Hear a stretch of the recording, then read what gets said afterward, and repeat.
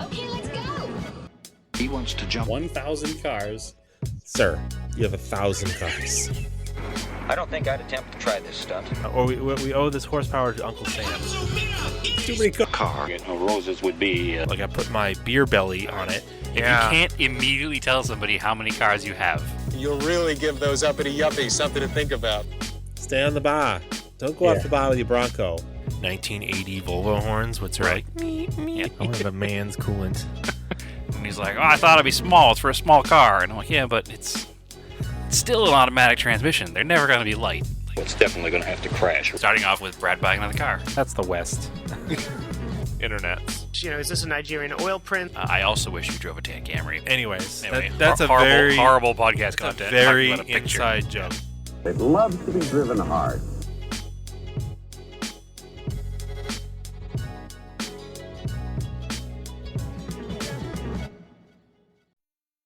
Welcome to Auto Off Topic. What's up, Brad? What is Auto Off Topic? I don't remember. It's been a while. It has been a while. Sorry, but we're back. I mean, it's a podcast. Hey, listen. Let's do it whenever. At the end of the day, life is busy right now. You got a lot going on in your life, and it is what it is. We might have a couple weeks where there's just not an episode, and people have to live without hearing our voices. That's true. The computers that are recording our voices to make deepfakes in the future are gonna have to take a break from us for a while. We've got a lot of episodes. I could probably just train an AI to just make episodes. Yeah, 100%. That would definitely be in the keeping it analog ethos. Big news though, Andrew. We are like super important people in the world of Hollywood now. Yes. I like to think that it's because of the attention that we brought to Ken Carter that there's a major Hollywood movie coming out about his story. Yeah. I don't know And when if it you comes believe out. that we had anything to do with it, then you are as delusioned as I am. I don't know when exactly it's coming out, but it must be far along because the trailer is like very long. Like it seems like a full movie. Yeah, it's got a full-on movie trailer, so it's probably within the next, I guess, 6 months or so. Yeah. I don't remember who plays Ken Carter, but like his like agent guy is Ed Helms. Yeah. So No, the guy who looks plays cool. Ken Carter is definitely a recognizable character actor that's been in a bunch of comedies, and I can't think of his name. Like, I know I can picture who he is, but and what other movies he's been in, sorta. But yeah, I forget. So But it's called Stuntman, right? yeah, or I don't think it's the Stuntman. I think it's called Stuntman or the Stuntman. The Stunt Driver The Stunt Driver is the name It's, of it. I should look it up. It's like a comedy. It's kind of a light comedy movie, but it looks like from the trailer they interwove original footage of the jump in. Yep. Which There's is a kinda lot of cool. original footage put in it. A lot of Ken Carter's like growing up in like doing the stunt shows and all that stuff. They have a lot of original Ken Carter footage, like the same footage that was in the Devil at Your Heels movie. So Yeah. So, I mean, to be fairly honest, just from the trailer, it does look actually really good. yeah, I'm in. Like I'm really interested in it. Like I should try to we should try to just meet up with people locally on either side of the country here, and we'll just go to a screening Yeah, for sure. screening of it. Yeah. Yeah, that'd be kind of a fun. That should be a fun on-off topic meet. But I don't. Yeah, I don't know who who this. I don't know who this actor is, but he's been in a bunch of comedies from like the early 2000s. His name is Jay Baruchel. Yeah. So yeah, I'm not sure who he is, but I do recognize him. I just don't know what Yeah, he was in a bunch of movies. So I feel like he usually plays like a grungy teen or stoner type guy, right? he's been in mostly stoner type movies. Yeah, So a exactly. lot of the Seth Rogen, not Seth Rogen, Seth, what's that guy's name? Pineapple Express. Seth Rogen. That is Seth Rogen. Yeah, we're Oh using no, Seth is it? Meyers. I was confusing with Joe Rogan there for a second. No, Seth Too many Rogen. Rogans. Seth Rogen. Okay. Yep. September 25th, 2026 is the release date for the Stunt Driver. Oh, okay, coming up. So not too far away. All right, yeah, we'll have to do something. Be kind of fun. It's actually a very important week for us in the future too, because I don't know if it will be revealed prior to that date, but that is the week that I'm picking up new car. So Oh, you're doing the influencer tease. What new car am I getting? I know it's not that at all. It's very on brand, and a lot of people already know what it is. It's just I don't want to do anything until it's definite, and it's it's an auto off topic car for sure. So it's specifically it's a Brad DeSantis auto off topic car for sure. So but yeah, so it seems like because I have a trip coming up where I'm going to be in Alaska for a while, and I have another couple of friends, one of which actually nope, let's give away too much. Anyway, both of which will be involved with the transaction of the vehicle, and we'll all be in California probably around that time to make it happen. So we'll see. But anyway, September's going to be quite a month. I mean, really, plug the Discord here. If you've been in the Discord, you'd know what we've been up to these few days, weeks that we haven't been on air. So Yeah, that's true.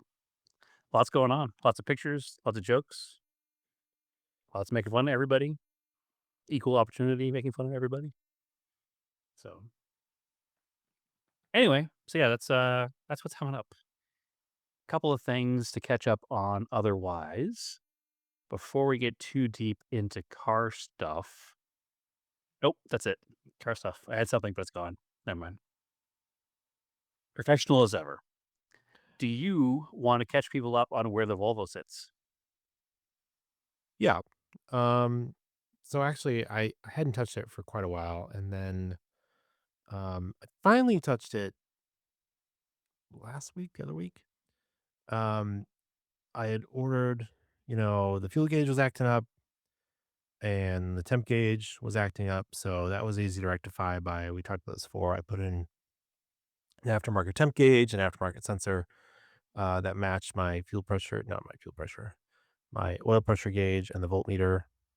So those are all set and they sit in where the radio used to be. So that's fine. But then I didn't have a fuel gauge, which was kind of annoying. You want to have a fuel gauge in an old car.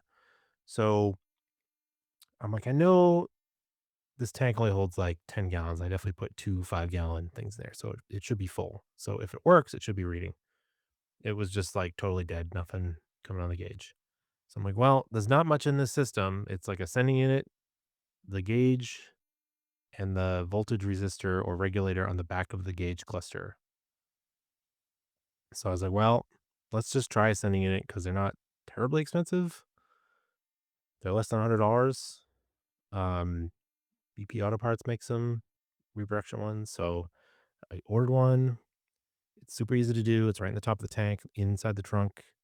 So you just have to use use a brass punch it out to turn the old one out. And yeah, the gas tank was like over full. So and the little spot where the sending unit goes is like lower than the actual top of the tank. So like some gas started to like bubble up. I was like, cool.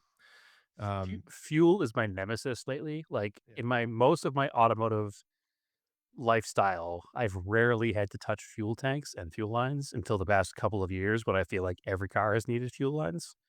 Yeah. And nothing is worse than trying to get the fuel smell off of your skin after working on a car. Yeah. So I spin the thing out and I go to lift it out.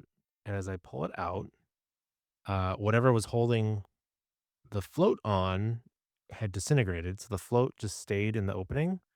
Now the thing is like filled with gas. And now it's like coming up to the level of the metal top of the tank. So it's filling the little well with gas, but not quite coming up enough that the little foam can get out. So I'm like, all right. So at this point, I didn't have gloves on. So I go put some nitro gloves on and I go to touch it to try to grab it. And even with some like needle nose pliers, and it's just like, whoop, and it's just like, not today. And like scooted under and then like floated up out of this little well where it was, and I was like reaching under and I can just touch it, and it just kept getting further and further away. I was like, well, that float just lives in the tank now, so I don't know. it it'll just float up, I guess. They made it floats, so it won't get stuck in the pickup, Yeah, if I have an issue, theoretically. I'll know it's probably the little float floating around in there. We're gonna Uh, say it's in there as an agitator to mix the fuel to make sure that it yeah, doesn't get separated. yeah. So that got stuck, What is and what I what is and what hon does Guinness call the thing in their bottle? The rocket yeah, widget. You have a rocket yeah. widget in your tank. But honestly, if it had not been a full tank, it would have just fallen in there anyways. So I don't know, because It would have been less messy and less fun of a story, though. it barely fit through the opening that the sending unit went into. So the new one had it on there, and yeah, the old one I took out was like rusty, and the little resistor board that the arm rubs against was like misaligned, and I'm like, well, it wasn't getting a signal, so um, I put the new one in, spun it into place, plugged it in, uh, went up, had the battery hooked up, turned on the ignition, and the fuel gauge like flicked a couple times. I was like, okay, so now it's getting a signal. So now maybe the gauge is bad, which is entirely possible that multiple things can be wrong with a car that's this old. And So as jankily wired as this car was. yeah, now I had ordered a couple of extra clusters used off eBay to try to like salvage parts off them. Um, and so I was like, you know what? Screw it. I'm just gonna switch the where the gauges are is a printed circuit board. Um, I'm just gonna well, first I tried switching the voltage regulator. That didn't do anything. It kept doing the same thing. So I'm like, all right, well, the voltage regulator is good. That's cool because then I don't have to find a new one of those or make a digital one. Um, and the two that I tried did the same thing, so they're probably both good. So that's good. Good extras. I'm looking at I took it off and the clutch that was in the car, I took it up I took apart the one of the other ones first to make sure. So because the one in the car is actually nicer than the two I got. Sure. Um, first of all, the rheostat switch, the instructions, the service manual is like the little knob, they're like you have to break it off and then it just comes off. And that's like it's a bunch of screws holding the circuit board on, and then the rheostat switch goes through all the way to the front of the cluster. I could not break the little knob off. It was already missing on my car, so maybe somebody was messing with it, but it had already fallen off. I could not break it off with pliers, nothing, without totally damaging the rest of the cluster. So I ended up having to break the rheostat switch at the back so I could get the thing out. Kind of sucks. Maybe it was good, maybe it wasn't, but I had to sacrifice it. Maybe it's good, maybe it wasn't, but it's not good now. Yeah, I had to get it off, and I'm glad I did because uh I took it off. It looked pretty good. Gauges were that's the other thing. So when you're looking at this cluster that I got off eBay, both of the temperature gauge and the fuel gauge were sitting basically at the end of the range, but you could see them in the window on the gauge cluster. On mine, the fuel gauge was like off the window, like buried to the left, like beyond E. So I'm like, that's Said kind left of is weird. E, right? Yeah. Yeah, that's kind of weird. So you know, I took apart the eBay one, looked really good. A little bit of corrosion, but looked good. I was like, well, I could just switch the gauges too if I need to. So I took mine apart. That one I didn't have to mess with the rheostat switch, so that came right off. And I was looking at it, and sure enough, there's like the way the gauge is set up. Again, if you go on the Discord, I have a video of this. It's very hard to picture, but there's like a brass metal kind of spring, and then a tiny little hook, and it kind of hooks against the needle, and there's another one, and the way they kind of lever together, that's what keeps the needle from going too far. And then, um, maybe the resistance moves the one side of it, and that's what pulls the needle over like a little lever to get it to go to full or empty, whatever, half tank. Um, so mine was off of that, and I was like tried to like put it back on, but I didn't have any like really small tools. I was like, all right, whatever. I can just swap the gauge and I can mess with it. I need like small RC car tools I didn't have on hand.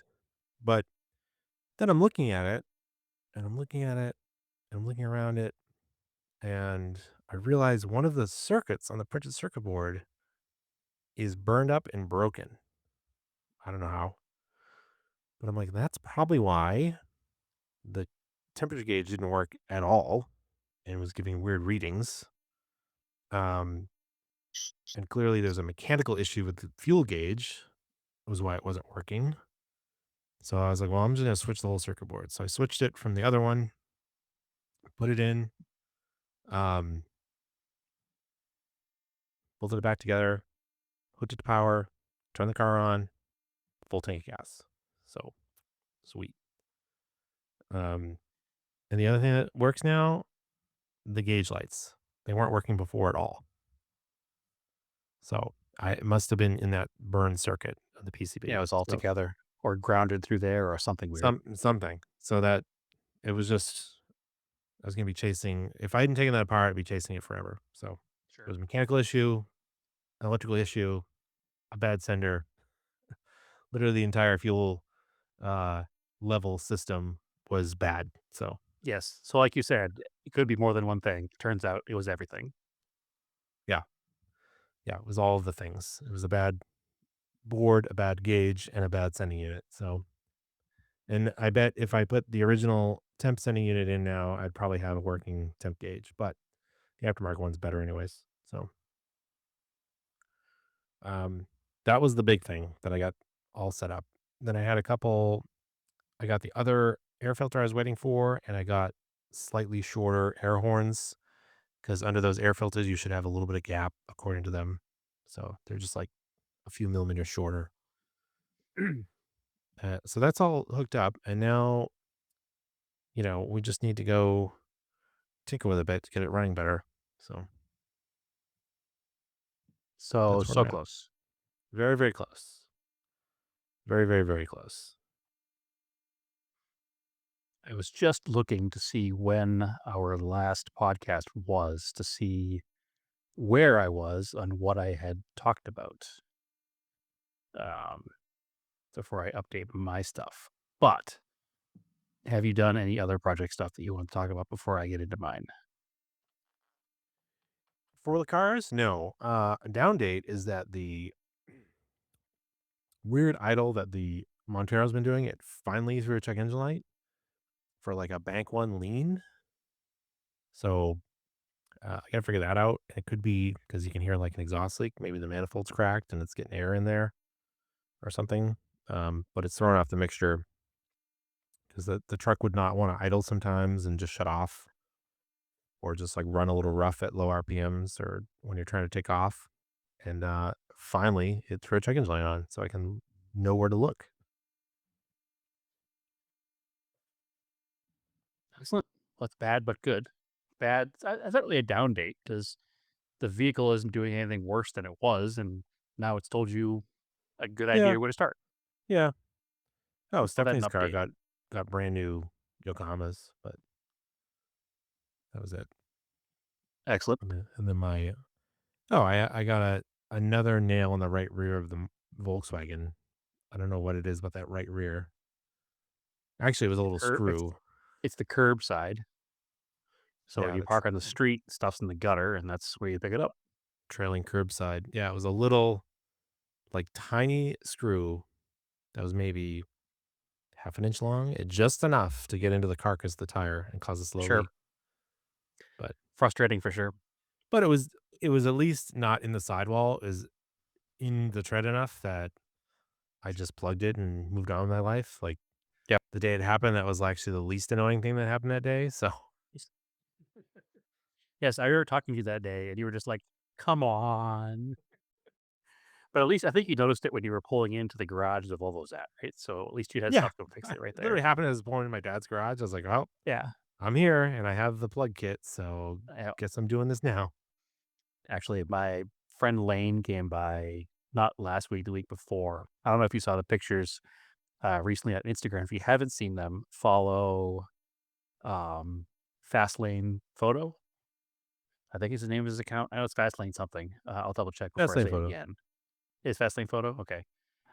He came by my house and he's been doing pictures of like picture series of everybody's garages in the valley, all his friends and acquaintances. He wanted to come by and take pictures of the garage as it sits. I was like, cool. And very similarly, he rolled up and we saw a screw sticking out of his tire when he parked in front of my house on the right front, on the right rear. But conveniently, he was here and I have a tire plug kit as well, so I was able to fix that without even taking the tire off the car. So it worked out well. Yeah. It's good to have the right Safety stuff. seal, right? Safety plug. Safe hyphen T hyphen seal. So safe Yeah. T seal. North Shore Laboratories, Peabody, Mass. The best Yep. ones you can buy. And that's a national distribution because the one I have here was not bought in Massachusetts. It was bought out here. So you can get it everywhere. It's good stuff. It works much better than all of the other Yeah, Harbor Freight because ones and the whatever. tool, it really is the quality of what they give you, the little rope thing, and then the toolkit that comes with it is way better because it's a T handle for both things. Because you buy the cheap one and it's just like a regular screwdriver handle, and you're trying to like push it into the tire, and you have no leverage on it.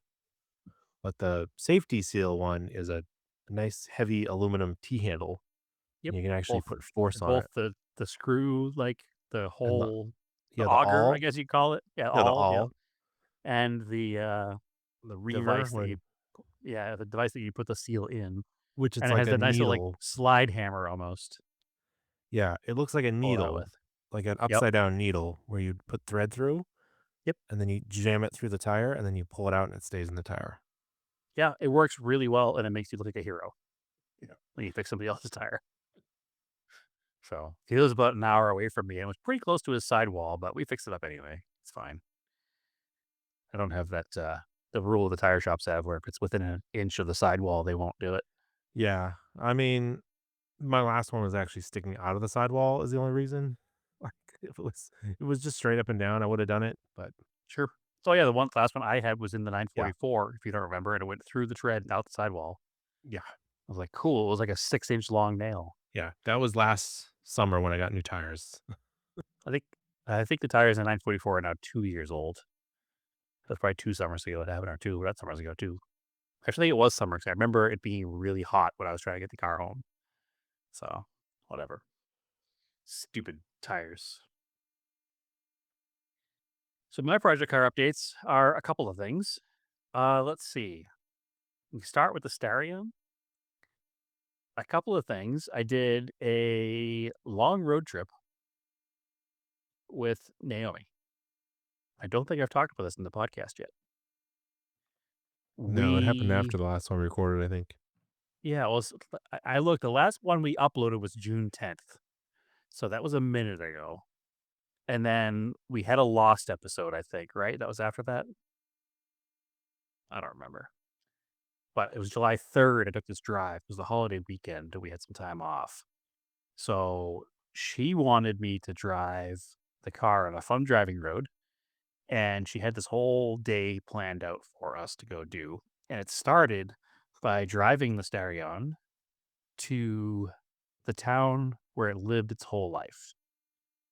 So kind of like a full circle moment. We brought the car back to Globe, Arizona under its own power, which is really pretty neat. Took pictures of it like under the welcome to Globe signs. And I drove her by the house where the car lived its whole life and didn't stop in because there's some sketchiness happening there. So we kept moving, but um, very cool to get the car back to Globe. And then we drove it to Mount Graham, which I'm not even going to attempt to say what town it was in because I forget without looking it up. But it was a long drive, probably 4 or 5 hours from here, to bring the car to Mount Graham. But the road up and down Mount Graham is pretty wild. It was something like 6 or 7,000 feet. So 6,000 feet of elevation gain in 24 miles. So that obviously requires an incredible amount of switchbacks. because to rise that many feet in that short a distance and go straight up, you would be driving almost vertical. So it was an amazing, amazing like set of switchbacks. Like it was every bit as good as the roads in Northern California or the Tail of the Dragon or any of those places. It's just switchback after switchback after switchback all the way up the mountain. And there's nothing up there really, so there's not much traffic. There's some camping up there. It is a national or a yep, national forest. So there's only a very small section where there are houses that predate it being like protected land. So there's a few like vacation houses on the side of the road, maybe like 4 of them in one clustered area. And then at the top, there's actually an observatory and a lake, which is super cool. But we didn't get all the way to the lake because the last 4 or 5 miles after that point are dirt. And I attempted, but the road started getting a little too rough for a 2-wheel drive car that doesn't have, tires on it that are made to go over rocks. I didn't want to get a flat tire all the way up in the middle of nowhere. So we turned around before we went too far into the dirt. But pretty amazing place. It rises, like I said, 6,000 feet, but it starts at 4,000. So by the time you're done, you're at 10,000 feet, which is pretty hefty. 10,000 feet in New England is like a whole nother world. So really, really cool spot.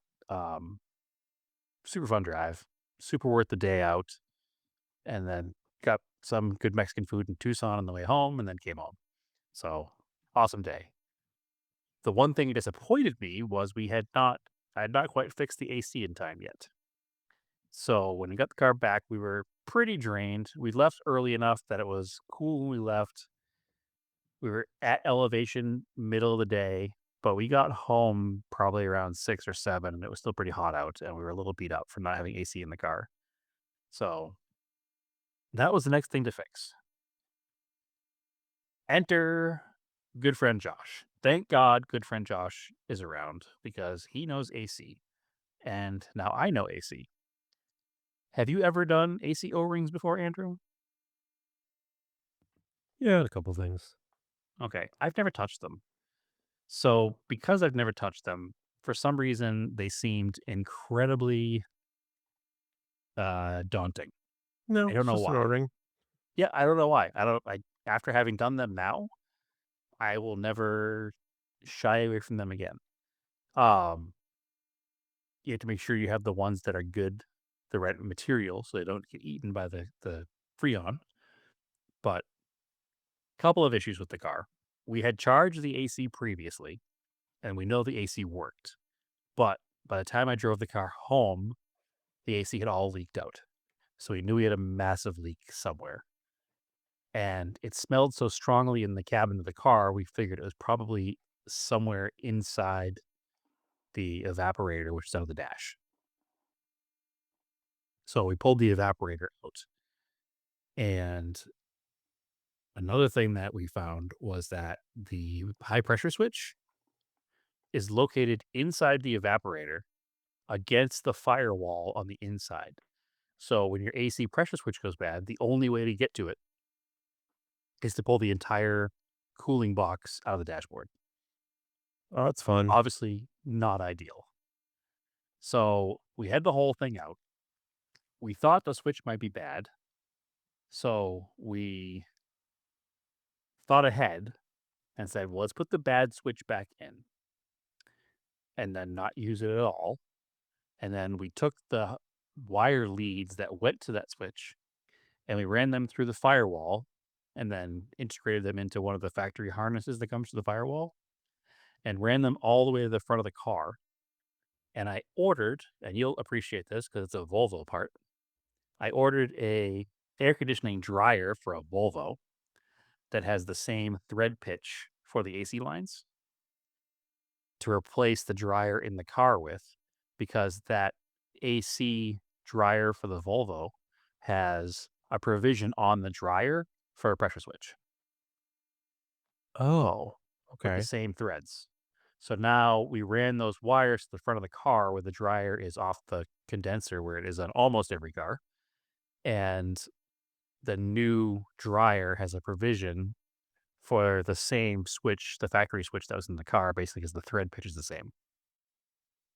So we're able to move that so that troubleshooting the car in the future doesn't require pulling the entire AC accumulator box out of the dashboard. So future proofing ourselves against that. Wow. Um, Pretty smart. yeah. Problem being, the AC still doesn't turn on without jumping Okay. the switch. Yeah. So it's not the pressure switch is not the problem. Um, the only other thing I haven't had a chance to look into yet is probably the relay. But it turns out the relay also on that accumulator box.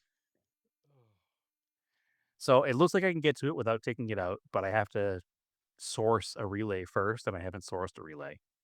So for the time being, I have the AC on a direct power. So the car can be used when it's hot. You just got to make sure that you unplug it when you turn it off. And you don't want to use the AC, or else the AC compressor will just run.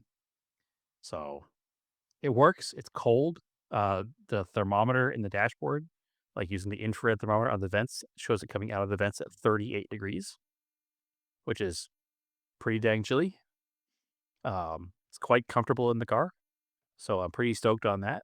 Just need to do a little more troubleshooting and figure out what exactly is happening with that AC system and why it won't turn on with the switch. Because theoretically, everything should work with the switch.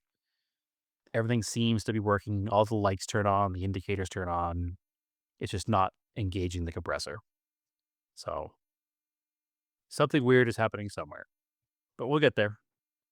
It's the same situation you have. Like it could be one thing broken, it could be four things broken. And we just gotta diagnose it and figure it out. But one step at a time. It's so close. The car has AC. It doesn't leak out. It's nice and cold.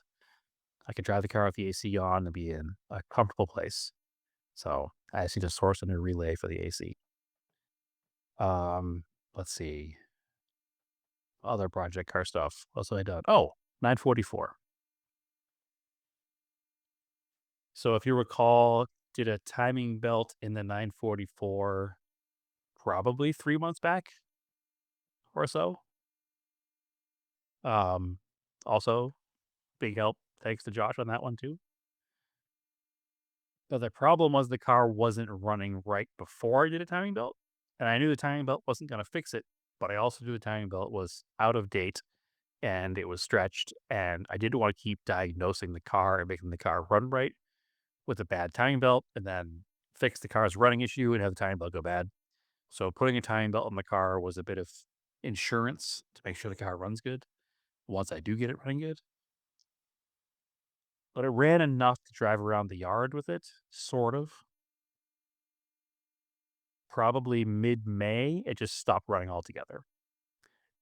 It was during the time that I was getting the Starion ready to do that rally, actually, where it dies. That was before mid-May. It was probably late April. I stopped running altogether. I had to push the car in and out of the driveway every time I wanted to use anything because it was blocking everything. It was super frustrating. But I finally got a chance to get in the garage and tried to diagnose what was happening with the car. And it turns out the fuel pump was bad. Typical Bosch fuel pump, nothing special. External, not in the tank, thankfully, because the tank is a saddle tank that goes over the transmission and requires taking the whole rear end out of the car, which I did not want to have to do and did not have to do, thankfully. Diagnosed the pump was bad. Thought back to like 2 years ago, I drove the car to LA for Radwood, and the car stumbled a couple of times in LA, but then cleared itself and drove home. And I said, I wonder if the filter is actually bad and it caused the pump to overwork and burn the pump out. Because those Bosch pumps aren't normally like a failure point. They work pretty good. So I pulled the whole system apart. The pump was obviously bad because you put direct power to it and nothing. You hear it click and it was jammed for sure. When I pulled the filter line off of the inlet to the filter, it was muddy brown grossness that came out of there. And then the other side of the filter, where it goes back into the car for the tube that goes back to the engine was nice and clear gasoline. So obviously the filter was doing its job, but it was just clogged up. So I'm pretty sure that is what caused the pump to go bad. So my bad. I didn't change the filter. But in my defense, I've only driven the car maybe 6,000, 7,000 miles since I've had it. So I didn't even think about it. But I also don't know when the last time it was done was. So bought a filter, bought a pump, um, bought a filter from, it is an HEG, Hegs something. It's a German filter brand. It's whatever FCP Euro sold me. And a pump also from FCP Euro. And went to put that in the car. And it fought me because the outlet to the fuel pump is like a brass fitting. And then the fuel line has an aluminum banjo style fitting on it. And on top of that, there's an aluminum cap. And all of that multiple metals over the years that's been in the car had turned themselves into one big chunk of multiple metals. So that took some serious fighting to get apart. I managed to get the banjo bolt end out of the fuel pump, but I couldn't get the banjo bolt out of the banjo fitting. Even with the cap off the other end, it was just stuck in there forever. So enter the nope, not electrostatic. You know what I'm looking for? The buzzing machine. Auto. Yeah, you do. I do too. I can't think of the name of the super machine right now. What does it do? Ultrasonic? Ultrasonic. Oh. Ultrasonic cleaner. Okay. So I dumped the whole thing in the ultrasonic cleaner and ran it for a couple of cycles and then just let it sit overnight. Took it out the next day. The pieces looked brand new, but they were still jammed together. So a little frustrated, but nothing that a vice grip, a surface I didn't care about, and the aptly named BFH came out and made it work. So I was able to get a cheap wrench, a cheap vice grip, and the big old hammer, and got it apart eventually. So once I got it apart, installation was the reverse of taking it apart, obviously, minus the problems. Car went back together. It took a bunch of time to get enough fuel primed through the pump. So that was a little bit frustrating. But once the fuel got to the fuel rail, the car runs pretty good. It was sputtering a lot. Had a couple of thoughts, maybe a coolant temp sensor, maybe not enough fuel pressure. Checked the fuel pressure. It was exactly where it belonged. I think it's 32 PSI at the rail. And it was reading like 31.8 to 32.2 or something. It looked like probably if I had to guess the decimals on the gauge. So the fuel pressure was fine. The temp sensor seemed fine. I changed it anyway. Fired the car up.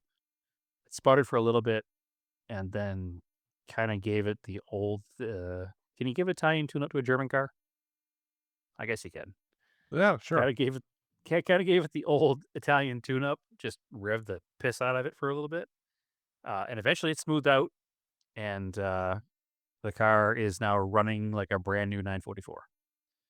So all bueno. So that's the next car to hit the market if you're in the market for a 1984 Euro spec 944 in Guards Red with a Pasha interior. Have I got a deal for you?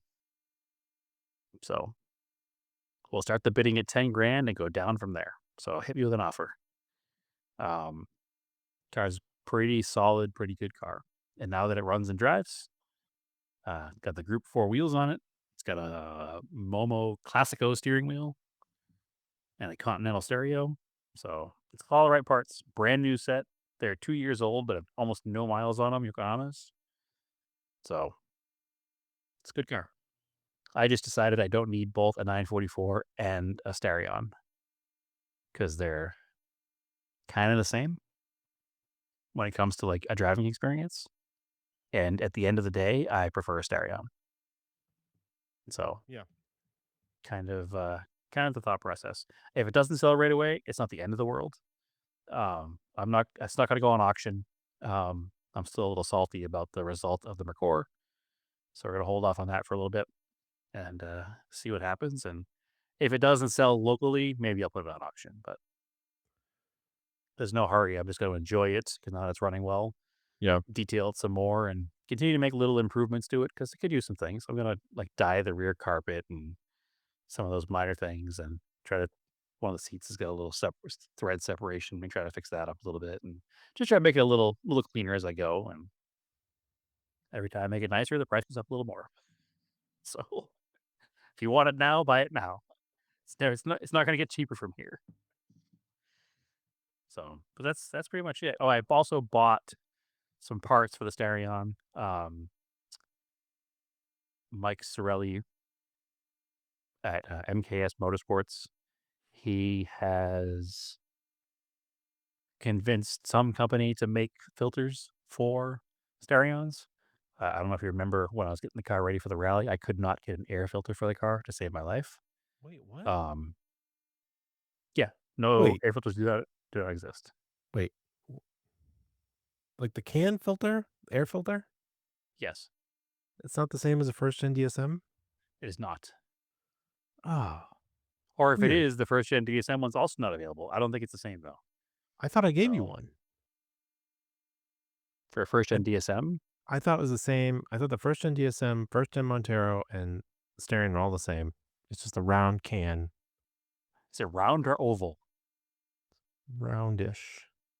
So the Starion one is oval. I don't remember the shape of the first gen DSM one because the one in my car is not sitting the same on shape. the I can tell you shelf that. behind me. I'll look at it after the podcast. Yeah, send me a picture. I guess I can look at part numbers.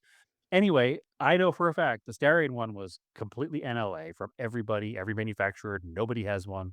All the people on all the groups say you can't get one. A lot of people changed the entire airbox to fix this situation. I also have Well, a can that would fit the first gen, but that I could just give you because I'm not going to use that. But it can't be the same. Maybe it is. I'll double check. but I thought they were. We'll have to confirm. We'll have to confirm on this. Anyway, I know every Starion one is the same and they're unavailable. But he has now had them made and they're K&N style where they're a reusable element. So I have one of those on order from him. Yeah, because And it's probably made in the Chinese Can-In factory. probably. But whatever, it exists. And existing is better than not existing. So I'm going to use it. And the other thing that he stocks that I ordered from him is the last big thing the car really needs, other than the AC final sorting, is it still has that slight leak at the throttle body where I wouldn't say it leaks fuel, but it leaks like just enough vacuum to give you a little bit of fuel vapor and make the car run a little off when it idles for too long. So he sells a throttle body rebuild kit. So I purchased the entire throttle body rebuild kit as well. And then I need to do a little more digging to figure out what I'm going to do for injectors because I should put injectors in the car. But for now, that's going to make it pretty solid under the hood. So I want to make sure that it's good to go and running well come October for the Arizona Rising Sun Rally. So, and also for the Williams show in October. So should be good by then. But I think that's it for me with project cars. I haven't touched much else.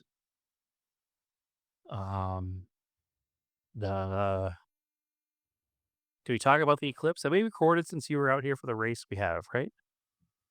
Yeah, I think so. Yes, we have because we talked about the race. Okay. That wasn't the lost episode. No, I don't So think so.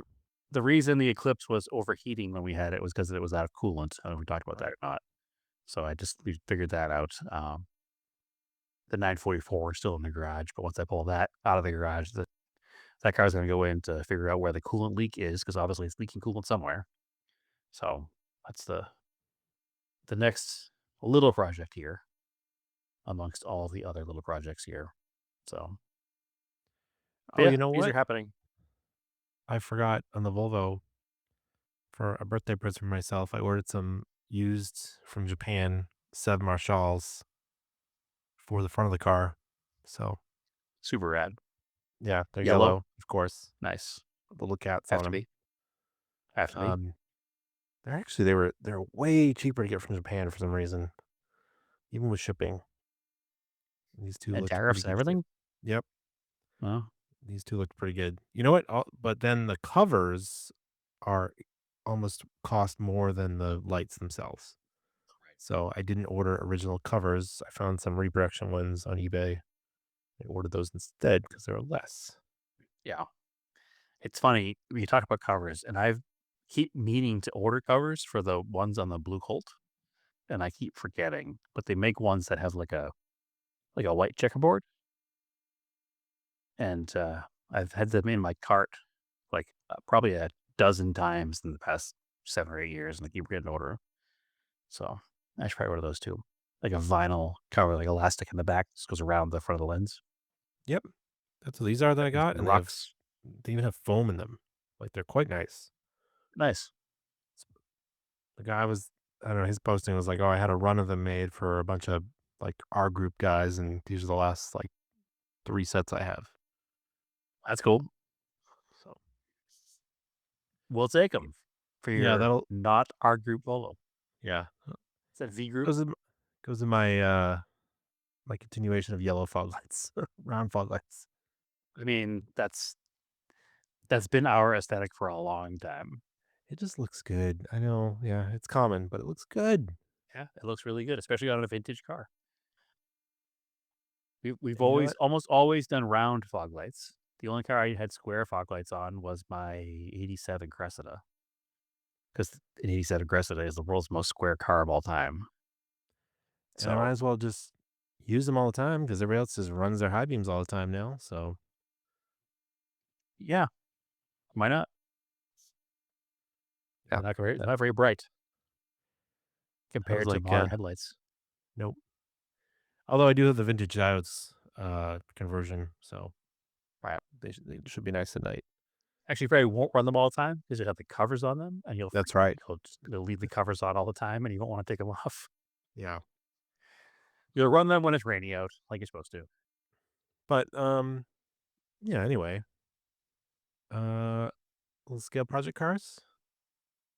So last time I ran my drift car, Yeah. my steering kept falling apart. Okay. I used Loctite when I built the car Yeah. everywhere that I thought that metal was going into metal, Mm. so it would not come apart.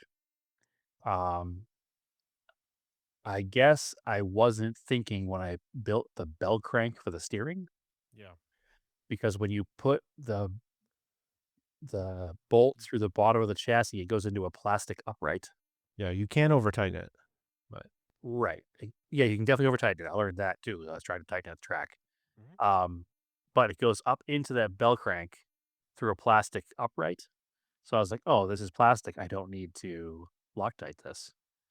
But where it actually holds it is in the top, where the upper and lower bolts go into the bearing on the steering bell crank. It's like a metal fitting in between that actually holds the bolts together. So it was backing out of there and not staying in place. And it would last about 20 laps, and then I would lose steering and crash to a wall. So I had to fix that. yeah. So it ended my day prematurely at the drift track that night, but not a big deal. It was only probably 30 minutes to closing anyway, where I finally gave up. But um, at least every time it fell out, I was able to find it on track. So Yeah. that's good. Yeah.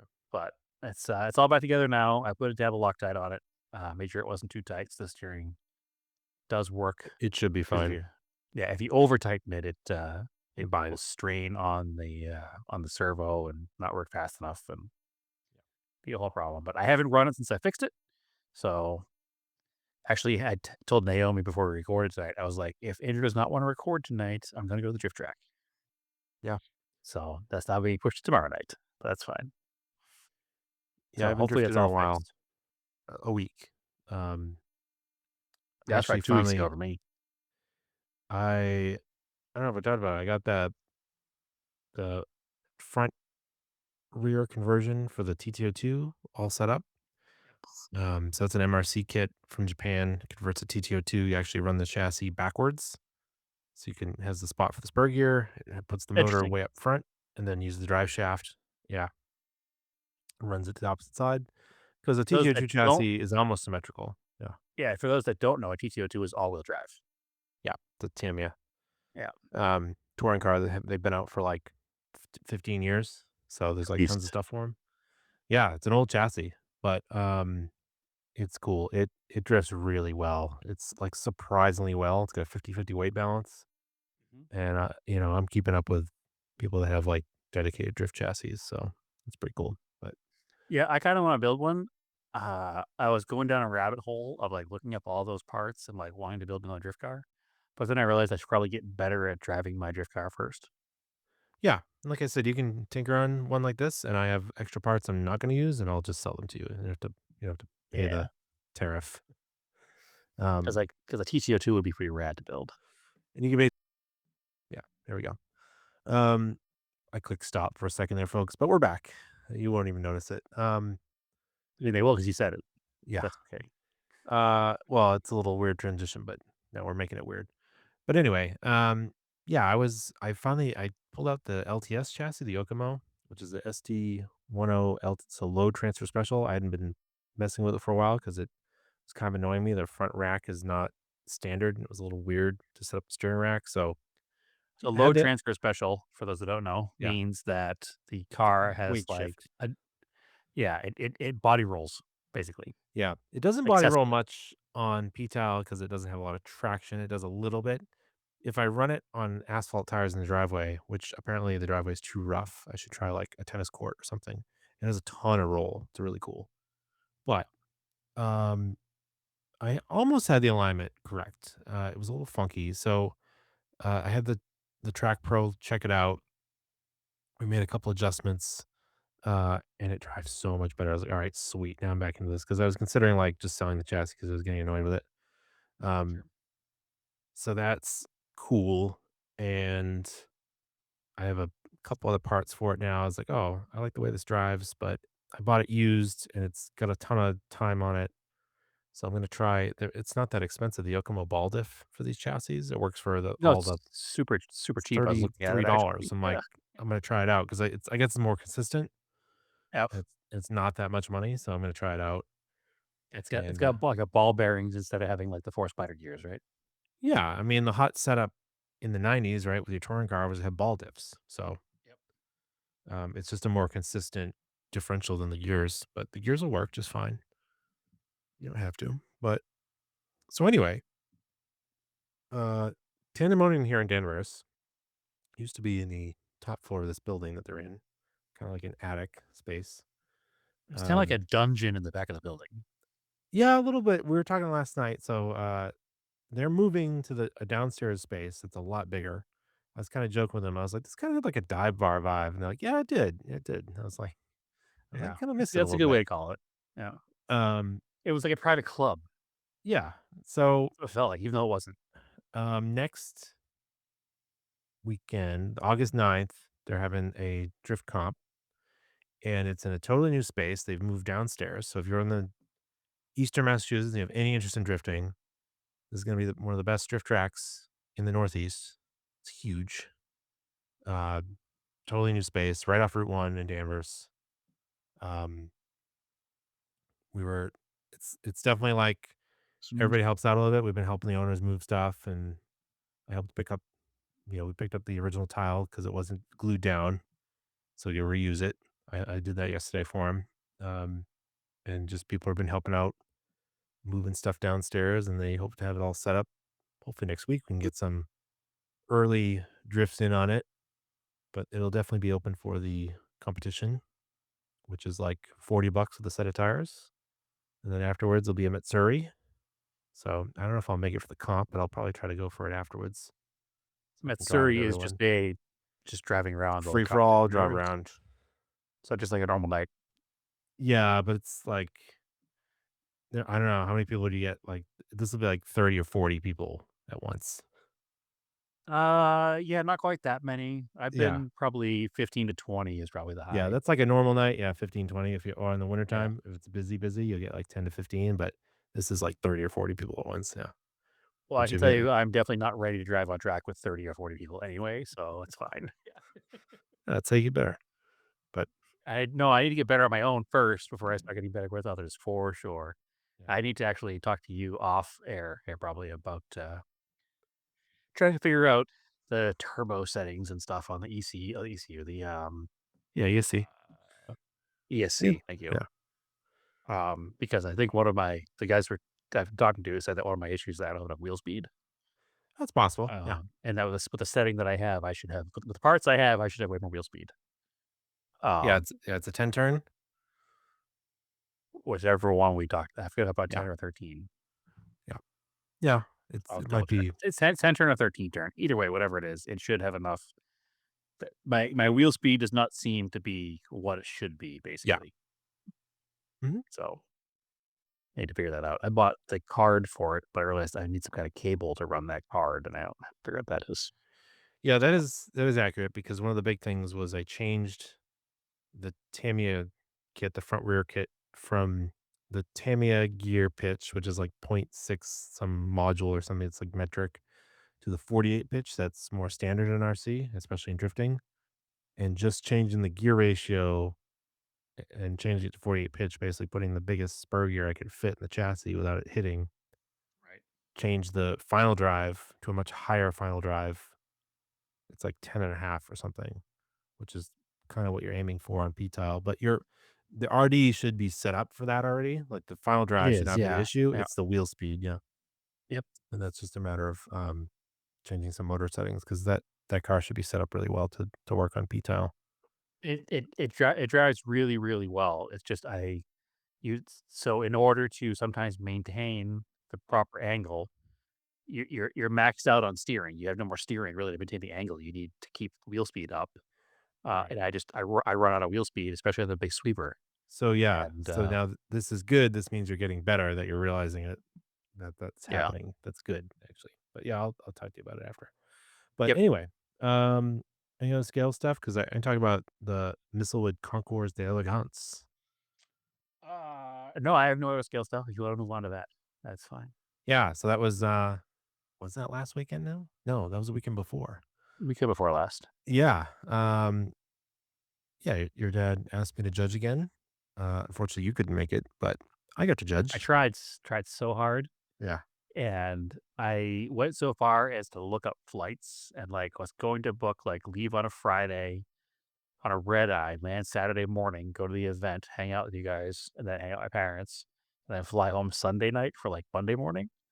But the only flight that wasn't like $1,000 had a 22-hour layover in Orlando, and I was like, "Well, that's not gonna help me for a 2-day It trip." doesn't work at all.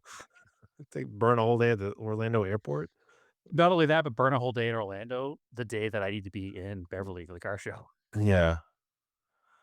So that's the only reason I didn't make it. I tried, like, it was so close, but I have that big trip to Alaska coming up, so my PTO is pretty much maxed out, and I do still wanna try to make one trip back there at some point this summer, so didn't work out, but oh well. Anyway, Yeah, you went though, you judged. I did. It was fun. It's always fun. Um, it's fun because the secret is it's just a beauty contest. And So at the end of the day, you judged, and the only cars that won were the Mitsubishis in the spectator lot. exactly. Nice. I didn't know I was in the event. Yeah. No, what class did you judge? It was sports and GT 60 through 67. Okay, Uh, so very specific. yeah. I mean, the only thing we talked about with your dad, they should break it up next time by displacement. Yeah, the issue with that is that there's not enough cars sometimes, and it's Yeah, there was definitely this hard to year, do but that. Yeah, it was tough. It was tough to judge. Because because you you were feel saying like you were judging like a BMW race car against like an original Shelby Cobra. That's like, oh, this is hard. Yeah, and you feel bad because you're like, well, those cars are nice too, but then these other cars are much nicer ish. They're just in a different class. But we made our decision. It's fine. It was cool to see an actual Shelby Cobra that was owned by one of his mechanics or drivers. I forget the guy's name. Yeah, that's cool. What And was it the was story with that green. BMW? That BMW sedan was amazing. That was a 1800. Sorry, So was it think TTISU? basically like 2002 BMW, like not the year but the model, but like slightly bigger and a 4-door. I think eventually they became like the Bavaria and then the 5 Series. Yeah, he was saying that once the 2002 came along, it basically made this car obsolete. It was basically only for like 2 years it existed. And this one was like one of 200. It was basically a homologation car. So it had widened steel wheels. It was white. It had factory like racing buckets. Um, it was gorgeous, gorgeous car. Yeah. Like So rad. mint. Like I've never seen one before. Um, what we would call I've the seen the standard one. yeah, what we call B sedan, right? Sure.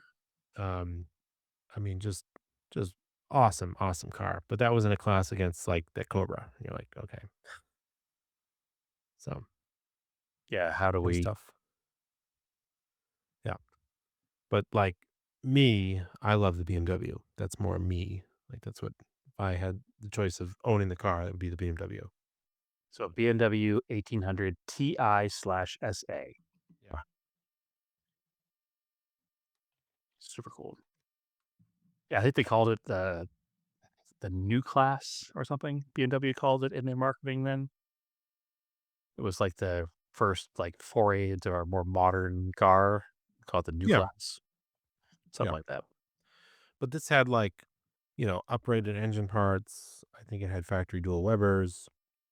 It was really like it looked like an Evo RS, white It was with the steel equivalent of wheels. that for sure. Yeah, Yeah. yeah, Yeah, it was yeah, basically a factory race car, yeah. homologation race car. Like you It buy was it in from the the tradition factory of and that. Yeah, and you were saying that it most was of them were only sold to race car drivers. You'd go and you'd order it, and then you go sure. SCCA racing. Which So means most most of them didn't survive because they're exactly, crashed. and they're all apparently everybody knows they're all well documented. The ones that exist. So this one's like all documented. So it's very cool. I've had my eye for many years on that body style of BMW.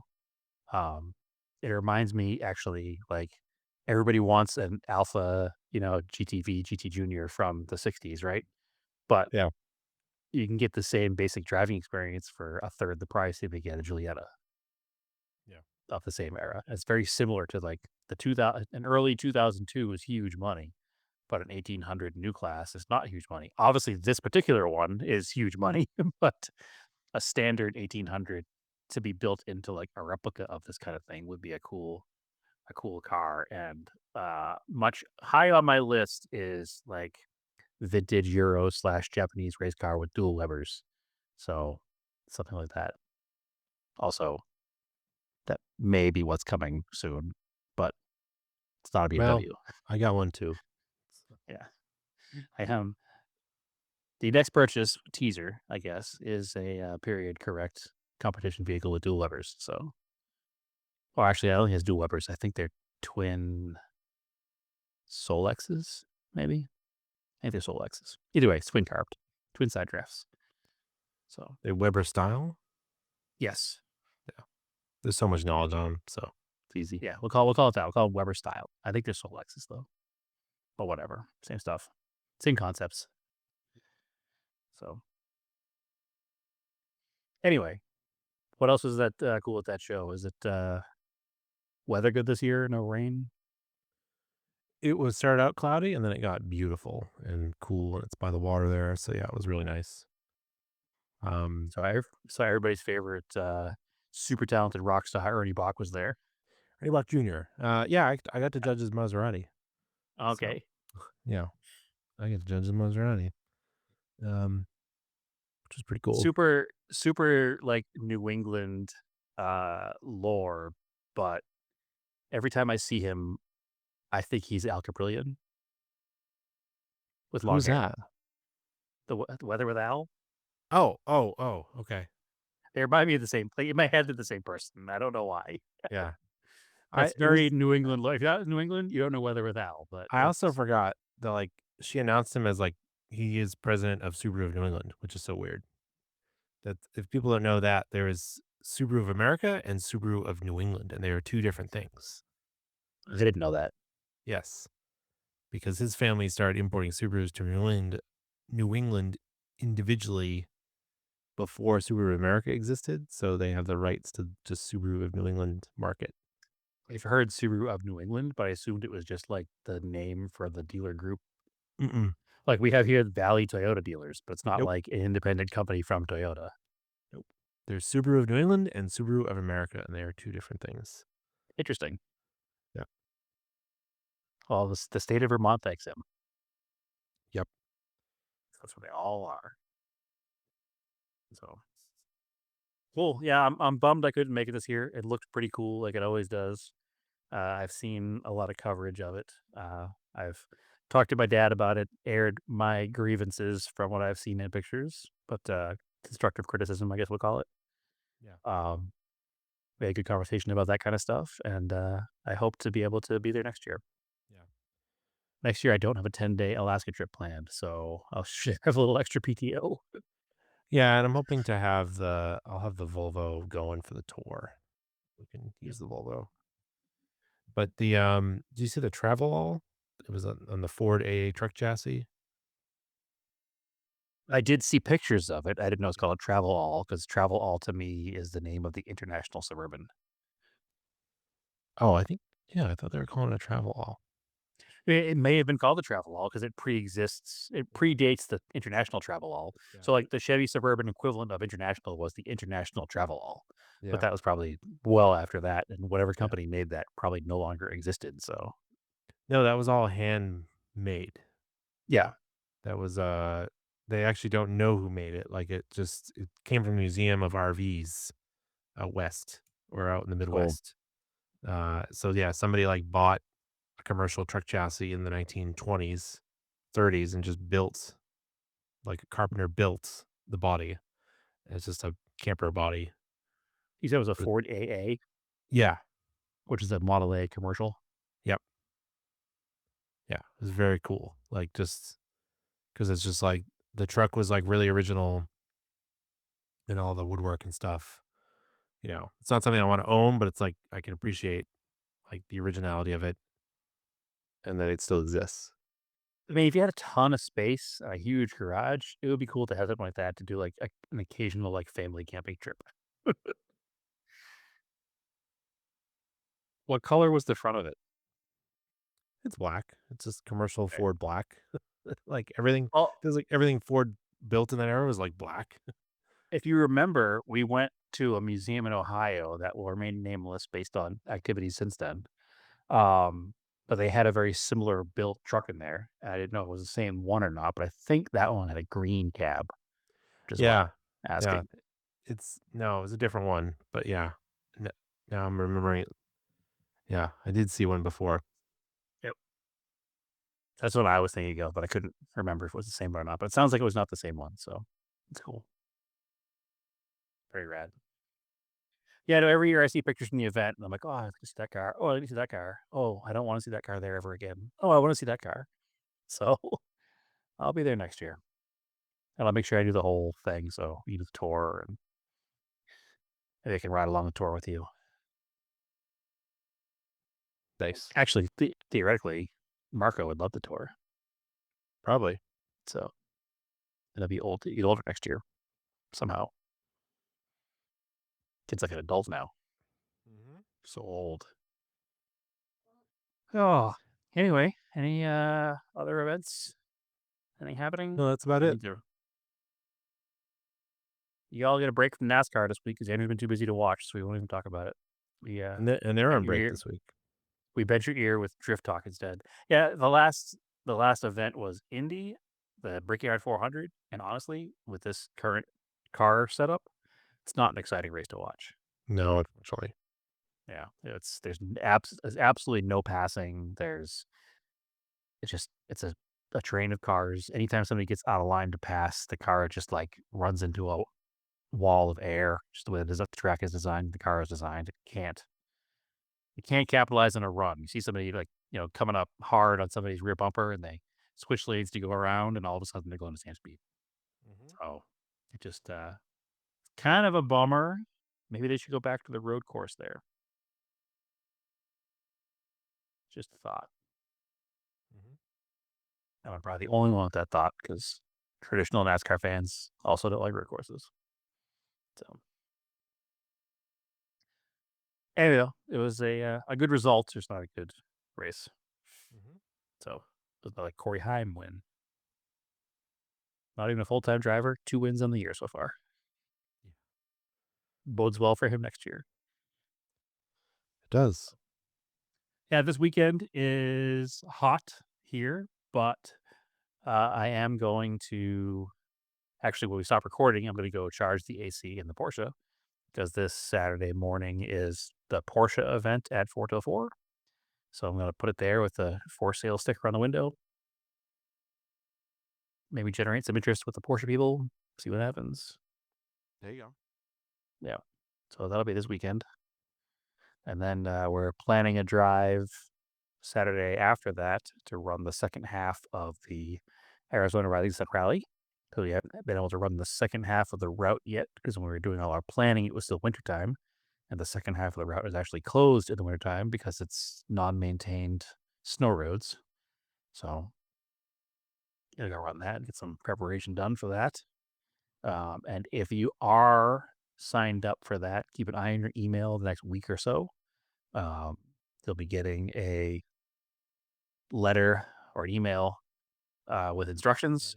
And yes, it's vintage. It's for vintage cars, Andrew. So it's vintage. How analog communication as of you. well. Yes. Listen, you order the whole thing with AI. I'm still writing letters. All right. So yeah, there'll be an email coming out soon if you have signed up, letting you know that you are accepted into the event and what the next steps you'll have to do are.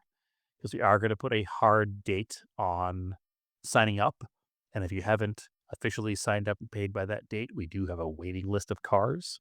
And we'll start backfilling people that have not signed up and paid yet with the waiting list. So